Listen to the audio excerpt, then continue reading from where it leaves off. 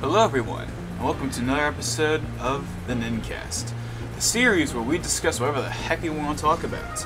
Today's discussion, marking the very first episode on the new TheLSENetwork, is Nintendo in 2017. What do we think about Nintendo in 2017 and how it went? Today is the day you find out. Only on the Nincast.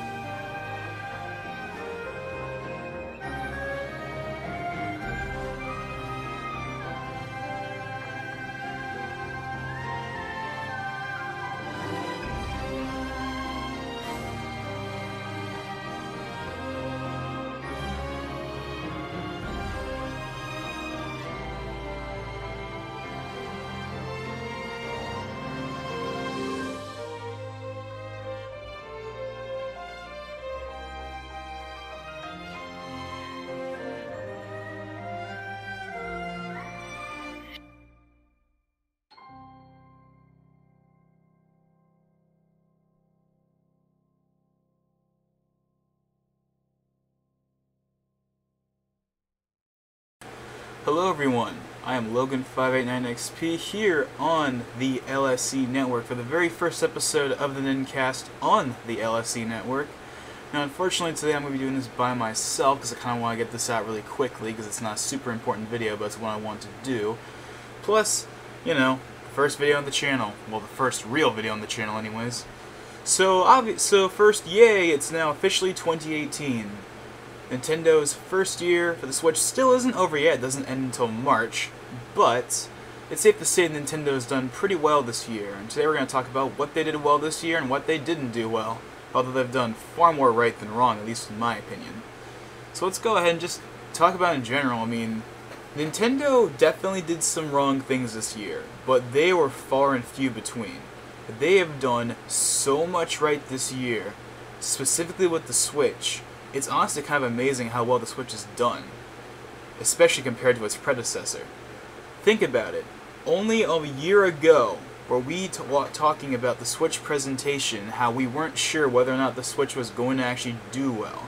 I mean, we knew it was going to do better than the Wii U, but we weren't sure like if it was going to be like what we wanted, or in terms of like how far it would go, or if it would just be, you know, another Nintendo system. They bought to play the first-party games, like usual. Which is all I really wanted, because I should probably make something a little clear here. Personally, all I want from a Nintendo system is just first-party games. I could care less if third parties exist, to be completely honest. I have a PC, I have an Xbox One, and soon I'm going to have a PS4 Pro just to play those kinds of games. And they're going to look better and perform better than they do on the Switch anyway. I'm also someone that isn't really huge on the portable aspect. I mean, I'm not down on it by any means. I do use it. It's just, I mainly play in the dock. So for me, docked performance is what I care about the most. But enough about that. Let's talk about the big thing that Nintendo did right this year with the Switch. And that's the games. Basically every month, with the exception of May, they had one big first-party title every month. At launch we had Breath of the Wild. In April we had Mario Kart 8 Deluxe. We didn't have anything in May, at least first party anyway. In June we had E3 and all the hype that surrounded that, which we'll talk about in a bit. And of course we got ARMS, which was actually released during E3, which is actually kind of cool. In July we got Splatoon 2, in September we got Pokken, And in Japan, we got Fire Emblem Warriors. In October, in the West, we got Fire Emblem Warriors, and we got Odyssey, worldwide. And there actually wasn't anything in November, but there was a lot of third-party games that came out in November, like Doom, Skyrim, L.A. Noire, Rocket League, and more. So that was kind of the third-party month for the Switch. At least that's kind of what it seems like to me, anyway. Then we end off on December 1st with Xenoblade Chronicles 2, ending out Nintendo's pretty darn good year, one of the best they've had in a long time. And really, every single game that I want on the Switch was basically there on year one, with the exception of one game that we'll talk about in a second. So let's just kind of go over the games individually really quickly. First, Breath of the Wild. It's by far my favorite game on the Switch, one of my favorite games on Wii U, because remember, it is a Wii U game. Technically speaking, it was just ported to the Switch. But, you know, most people are going to think about Breath of the Wild in terms of a Switch game instead of a Wii U game, even though, from a technical standpoint and what it was originally developed for, it's definitely a Wii U game at its core. But it doesn't matter what system it was made for, because the game is awesome.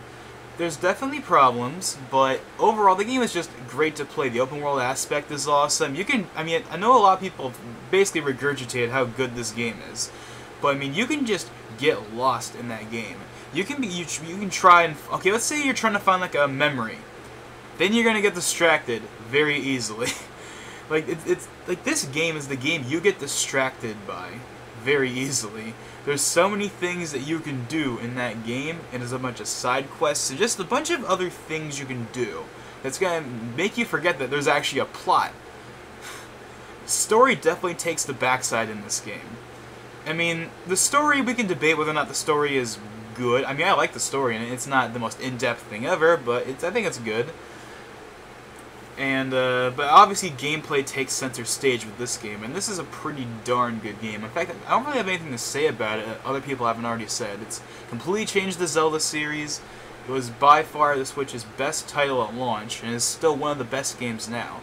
And currently, as of this moment, January 1st, 2018, it is the best-selling game on the system so far, with Mario Kart 8 Deluxe and Odyssey following right behind it. Point is, Breath of the Wild's awesome. It has its problems, but overall it's a really darn good game, and is currently on my third favorite Zelda, right behind the N64 Zeldas, because I just have too much nostalgia for the N64 Zeldas to put Breath of the Wild on top, but it gets a very solid number 3 for me, at least right now. Maybe in a few years that'll change, but for right now it's a solid number 3, and it's by far my favorite game on the Switch. Next up, Mario Kart 8 Deluxe. There's actually not that much to say about this one, because it's a port of Mario Kart 8 with all the DLC included, plus the Inklings and Battle Mode. Also the return of Bowser Jr. and Dry Bones, and King Boo as well.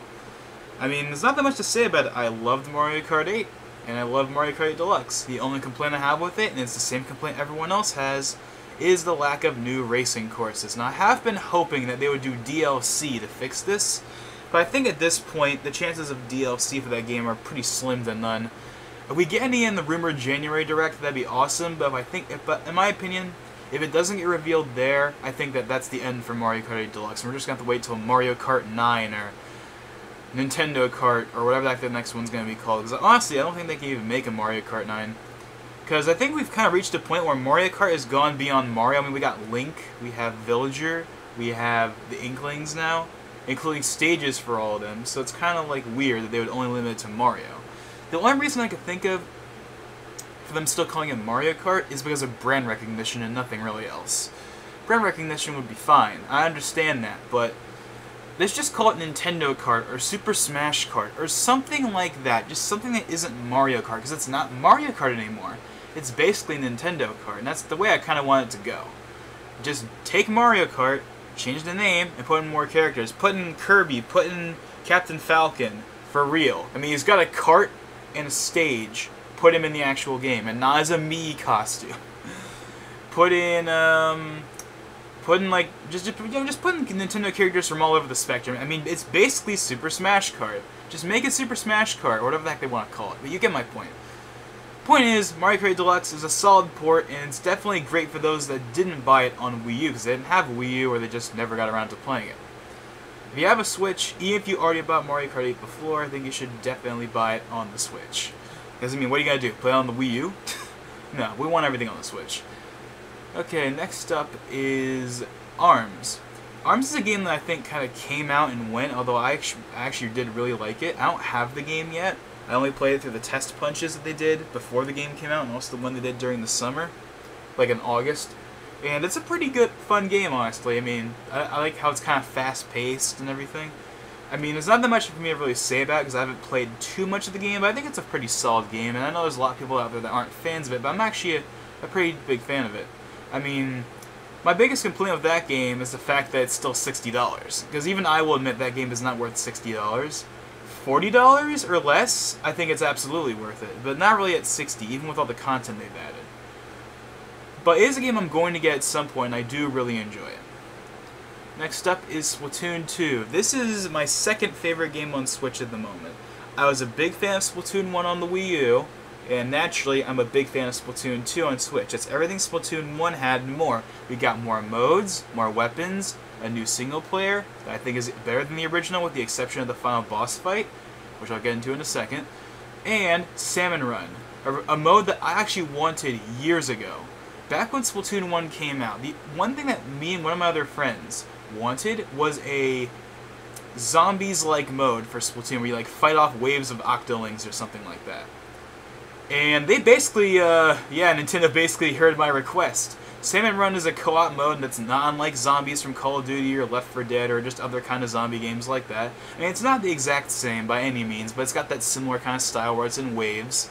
There are 3 waves in Salmon Run, and you have to fight off the various types of salmon out there. There's all kinds of different boss forms.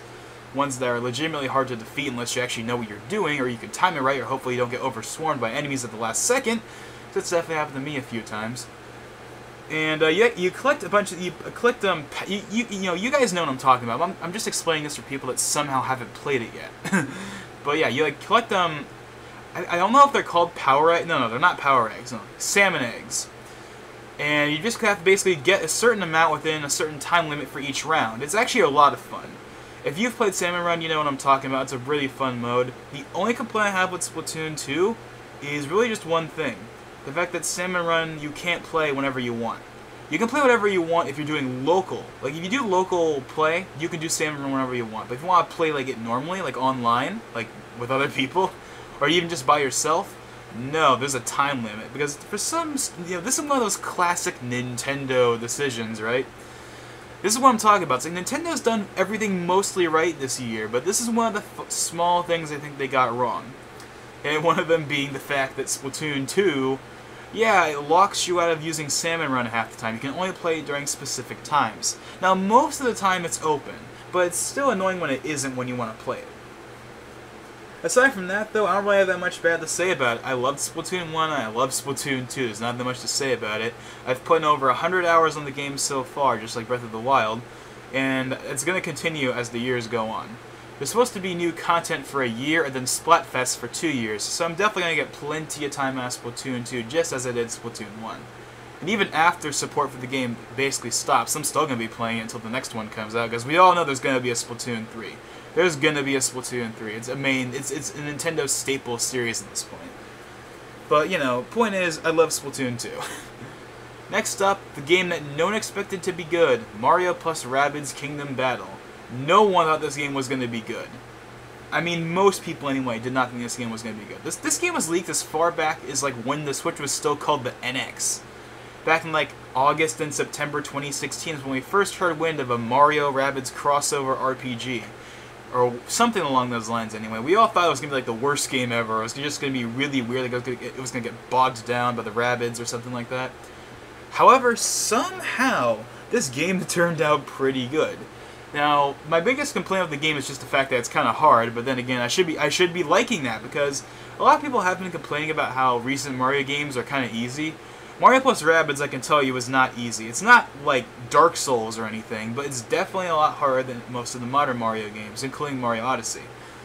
And trust me, you're going to get stuck, and you're going to be frustrated at times. But it's a really fun game, and the Rabbids don't actually downgrade the game as much as you'd think. Because they don't scream or make those annoying noises that they normally do in the other games or in their TV shows. They actually fit the game fairly well, which is really weird, because, yeah, I was not a fan of the Rabbids being there. In fact, I was wondering if there was a way you could turn them off. As far as I know, you cannot turn them off. But that's honestly not a big deal, because they're actually very tolerable in this game somehow. But, you know, never mind the rabbits, but the gameplay itself is pretty fun. It's, you know, it's a strategy tactical RPG like Fire Emblem and most famously XCOM. And I mean, if you've played it, chances are you've liked it. But it's definitely a lot different than most other Mario games. And it's also the first Mario game in a long time to be developed not by Nintendo. This game was actually, as you can probably guess by the fact that Rabbids are in it, this game was completely made and released by Ubisoft.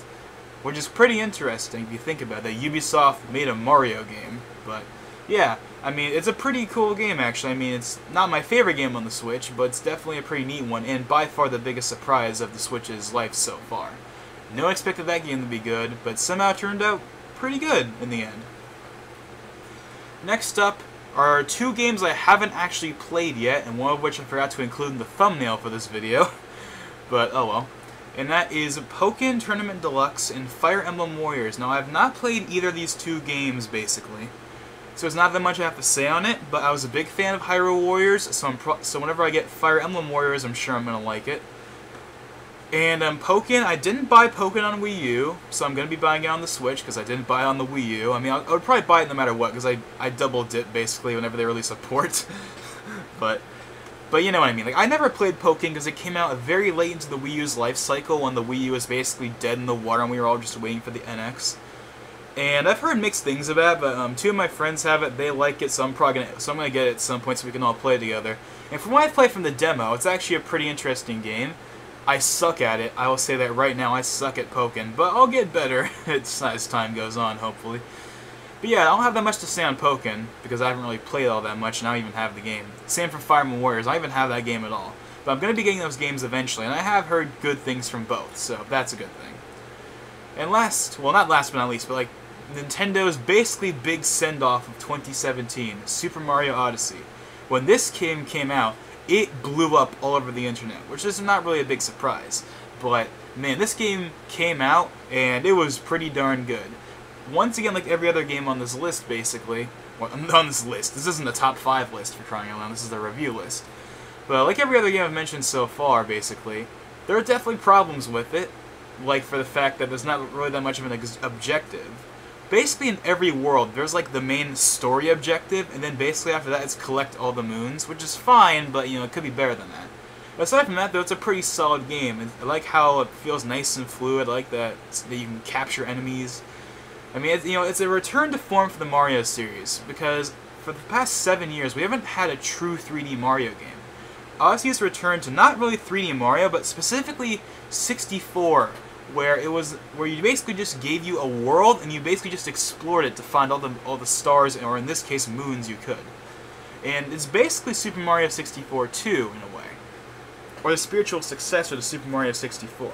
Now, you could say the same thing about Sunshine, which technically it's 64 too, but set in tropical islands. But I think that Sunshine 64 are much more different than, say, Odyssey and 64. Odyssey and 64 share a lot more than Odyssey and Sunshine, or Sunshine 64, at least in my opinion. I actually am a big fan of a lot of the worlds in Odyssey, like what's it called? Like the Steam Gardens, I think is what it's called, or the Wooded Kingdom. Also, I'm a big fan of the Luncheon Kingdom. I know there's a lot of people out there that aren't fans of that kingdom, but I actually do like it. I don't like the Lake Kingdom. It's kind of boring and small, but all the other ones I like for the most part. It's a pretty good game. It's my number 3 for the Switch right now. And I mean, chances are if you have a Switch, you have this game. It's sold over 5 million units, and the Switch has over 10 million units as of right now, so 50% of the people that have a Switch have this game. Chances are you have it, and chances are you like it. It's not my favorite Mario game. That'll always be Galaxy 1. Nothing can ever trump Galaxy 1 for me. But for me, it's Galaxy 1, then Galaxy 2, then Odyssey. Odyssey gets a nice and solid number 3 in the same way as Breath of the Wild. It's one of my favorite games on the Switch. It's not my favorite on the Switch. That goes to Breath of the Wild, as I said before. But it's definitely one of my favorite Mario games, and a game that if you have a Switch, or you're going to get a Switch, you gotta buy. But chances are you already knew that anyway. And last but not least is Xenoblade Chronicles 2, another game that I have not played yet. I've heard a lot of good things about it. The only complaint I have with that game, from what I've seen, is the frame rate issues in handheld mode.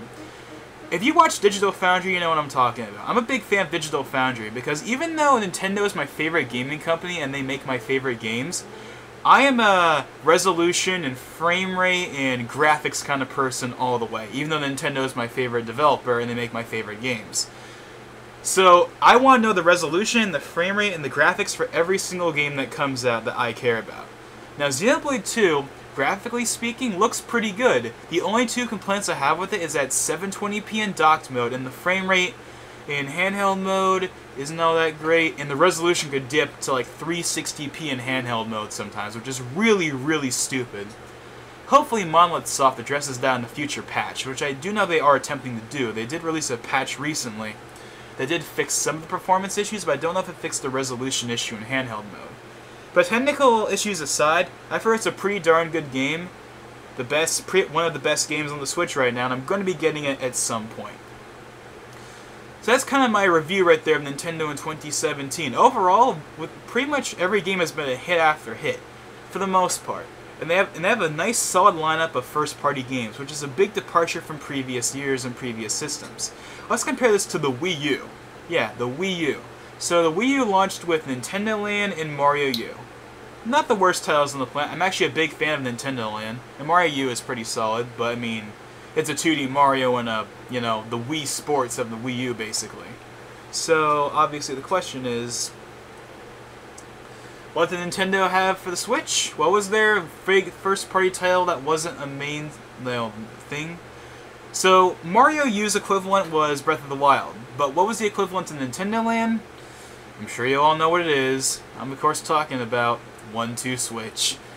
The less said about that game, the better. Now, the biggest problem with that game isn't even the game, it's the fact that it costs $60. Why would we have to pay 60 or 50? I don't remember if it's 60 or 50, but why would we have to pay full price for what's essentially a game that should have been included in the box?